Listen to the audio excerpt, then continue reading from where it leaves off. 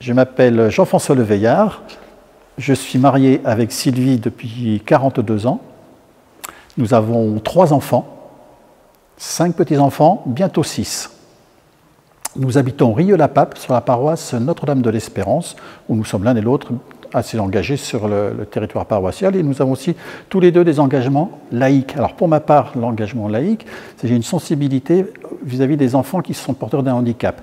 Alors pendant longtemps, de nombreuses années, les enfants qui étaient atteints du cancer, et également les enfants, depuis plus de 20 ans, 25 ans maintenant, des enfants atteints de trisomie 21.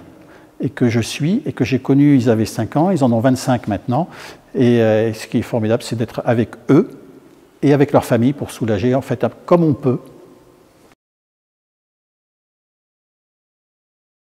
Alors, je pense que l'appel au diaconat a trouvé sa source dans un travail que j'ai effectué avec Thierry Braque de la Perrière, dans le scoutisme.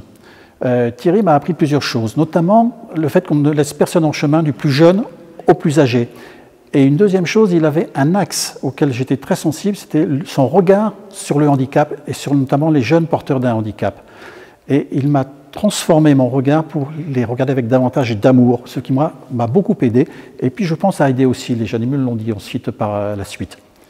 Et à partir de ce point-là qui a germé pendant un certain nombre d'années, j'étais appelé par 2 personnes, Serge et Yvette. C'était des appels provenant de l'Église pour aller vers le diaconat. Il s'en est suivi donc une entrée en formation après plusieurs dialogues, plusieurs entretiens avec les responsables. Et ce chemin de formation, pour moi, je l'ai considéré comme un chemin de transformation. C'est-à-dire, c'est un chemin au cours duquel on apprend, on regarde à regarder les textes de la Bible, on regarde les textes de l'Église, mais à les vivre de façon différente pour bien se les incorporer pour pouvoir ensuite les prononcer et parler au nom de l'Église.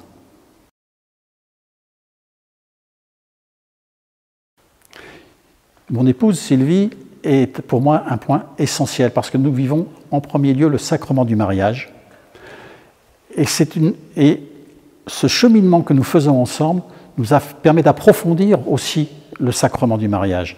La prière de couple est devenue plus présente, plus intense qu'auparavant. Elle a augmenté. Et Sylvie, en fait, elle me soutient sur l'ensemble des démarches. Et moi, je m'appuie aussi beaucoup sur elle. Comment concilier les activités et le diaconat? Je crois que c'est un tout. L'ordination ne change pas un bonhomme, si je puis dire, du jour au lendemain. On était et on est, et on sera. Mais c'est véritablement un tout que je souhaite vivre, qui a commencé auparavant. C'est un tout dans la disponibilité, mais une disponibilité sur beaucoup d'éléments. Les engagements précédents, je me souviens m'être proposé pour certains engagements dans l'Église, on m'a dit « non, on a besoin de toi ailleurs ». Eh bien, je suis allé ailleurs.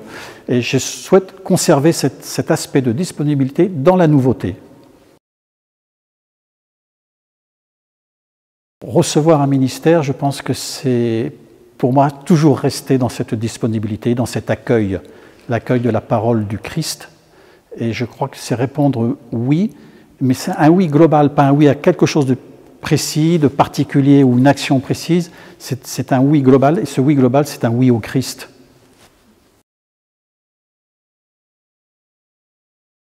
Donc, je suis Sylvie, l'épouse de Jean-François. Je suis à la retraite maintenant. Auparavant, j'étais cadre à la SNCF, dans le domaine commercial essentiellement. Alors pour moi, qu'est-ce que le diaconat a apporté? Le diaconat apporte un nouvel élan à notre mariage. Dès l'appel de Jean-François, je l'ai ressenti comme un cadeau de Dieu pour nous, pour notre couple. Et il a provoqué pour tous les deux et pour moi aussi un approfondissement de ma vie de prière, de ma vie de foi, grâce à ces 5 années de formation que nous avons suivies ensemble et qui m'ont énormément apporté à moi aussi. Alors, lorsque je dirais oui lors de l'ordination, au début de l'ordination, je dirais oui, je l'accepte, Pour moi, il s'agit de soutenir Jean-François dans son chemin dans son chemin de diacre, et aussi de suivre moi-même ma vocation propre.